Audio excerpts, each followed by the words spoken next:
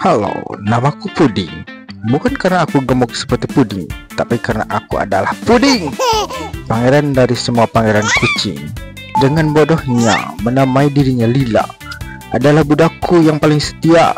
Meskipun ia tidak efisien, pagi hari ada ritual yang paling penting dalam kerajaan ini.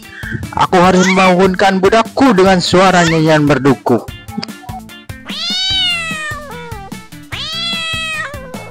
Lambat sedikit pun seluruh jadwal kerajaanku akan kacau. Pekerjaan Lila sangat membingungkan. Dia menghabiskan jam demi jam menatap sebuah kotak bercahaya. Aku menduga itu adalah kotak pemujaan manusia. Sesekali ia akan menyentuh-nyentuhnya dan tertawa sendirian. Aku mengawati dengan cermat, berharap suatu saat bisa memahami misteri pemujaan aneh ini. Saat aku lapar, aku akan melompat ke meja di depan pintu pemujaan. Jika aku beruntung, ia akan sadar dan memberikan persembahan suci, makanan basah yang lezat. Jika tidak, aku akan menjatuhkan satu persatu benda di atas meja.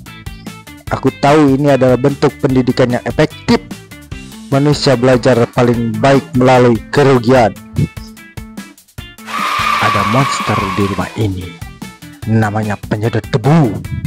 Monster ini datang dengan suara menggelegar dan mencoba menelan semua debu dan bulu-bulu di tahtaku. Aku sebagai seorang raja yang bijaksana harus melarikan diri ke tempat tertinggi, puncak lemari. Dari sana aku menatap monster itu dengan penuh penghinaan. Monster itu tidak akan pernah bisa menjangkauku. Aku selalu merasa bangga dengan kecerdasanku yang jauh di atas makhluk-makhluk berisik itu.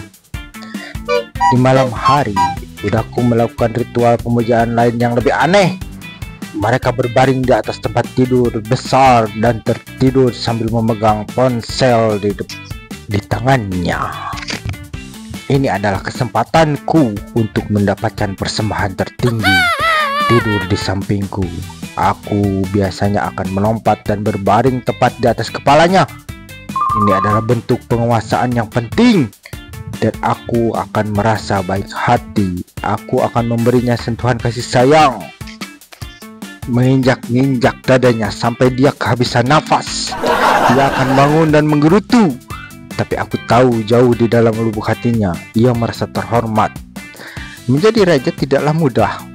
Aku harus mengawasi setiap sudut rumah, memeriksa apakah ada serangga yang berani menyeberang tanpa izin. Aku juga harus melacak setiap pergerakan tikus-tikus di balik dinding. Manusia tidak pernah menyadari betapa kerasnya aku bekerja untuk melindungi mereka dari ancaman yang tidak terlihat. Terkadang aku tidur siang di bawah sinar matahari. Aku melakukannya bukan karena malas, tetapi untuk mengisi ulang energi kosmikku. Kucing adalah makhluk yang mengandalkan energi matahari. Hidupku sebagai raja kucing memang penuh tantangan, tapi aku tidak pernah lelah. Aku melakukan semua ini demi budak-budakku yang bodoh. Mereka mungkin tidak tahu betapa berharganya diriku, tapi aku tahu mereka sangat membutuhkanku. Dan saat mereka menggosok-gosok perutku, aku tahu mereka sedang memuji. Itu adalah upah yang setimpal karena keterbatasan dalam satu respons. Jangan lupa budak-budakku, follow, share, dan komen.